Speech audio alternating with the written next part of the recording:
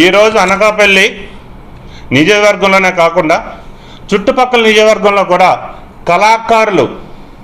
కళాకారులు ఈరోజు ఆర్థికంగా బలపడుతున్నారంటే వన్ అండ్ ఓన్లీ రామ్కే గారి వల్లే.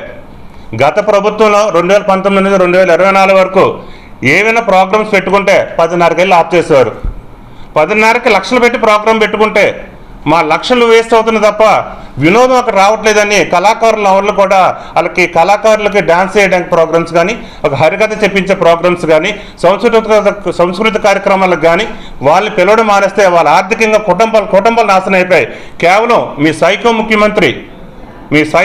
మాజీ ముఖ్యమంత్రి ప్రస్తుతం అప్పుడు ముఖ్యమంత్రి 2019 నుంచి 2024 వరకు అతను తీసుకున్న ఆలోచన వల్ల హిందూ తత్వాన్ని డెవలప్ చేయకూడదని ఒకే కంకణం కట్టుకొని హిందూ పండుగలు ఏం జరిగినా 10:30కే క్లోజ్ చేసేటట్టు చేయడం, అది కళాకారులు కడుపు కొట్టినట్టు అయింది తప్ప మరేం కాదు. ఈరోజు కళాకారులు అందరూ కూడా ప్రతి పూట తింటారంటే వన్ అండ్ ఓన్లీ అదే భీమశెట్టి రామకృష్ణ గారి వల్ల అదే ఈరోజు అందరూ కూడా కళాకారులు కడుపు నిండా భోజనం కూడా చేయగలుగుతున్నారు.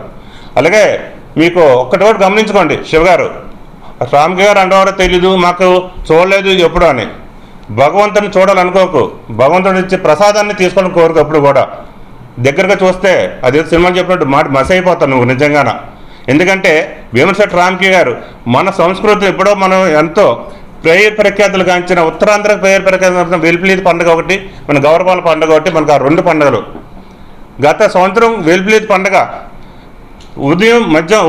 అర్ధరాత్రి 2 గంటల వరకు జరిగిందంటే ఎటువంటి గొడవలు లేకుండా, ఎటువంటి అరాచకాలు జరగకుండా అటు పోలీసులు అలర్ట్ చేస్తూ, ఇటు ప్రజలు కూడా మోటివేట్ చేస్తూ, అధికారులు కూడా కోఆర్డినేట్ చేస్తూ ఎటువంటి అరాచకం లేకుండా ఉదయం 2 గంటల వరకు కార్యక్రమం జరిగంటే అది భీమశెట్టి రామ్కే గారి వల్ల జరిగిందని నువ్వు మాత్రం గుర్తుపెట్టుకో. అలాగే మన గౌరవాల పండుగ కూడా జరిగే క్రమంలోనే జాగ్రత్తలన్నీ తీసుకున్నా.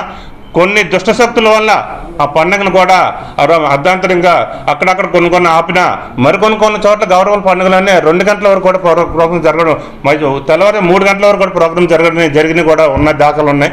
మీరు ఎప్పుడు కూడా మనిషిని కించపరిచేటట్టు కానీ, ఒక వ్యక్తిని దిగజార్చేటట్టు కానీ మాట్లాడితే ఒక ఆకాశం ఉమ్మేస్తే మన ముఖం మీద పడుతుందని నువ్వు మొత్తం తెలుసుకో శివాది. ఎందుకంటే మీకు ఇవన్నీ కూడా పత్రికాపరకంగా మీకు చెప్పాలని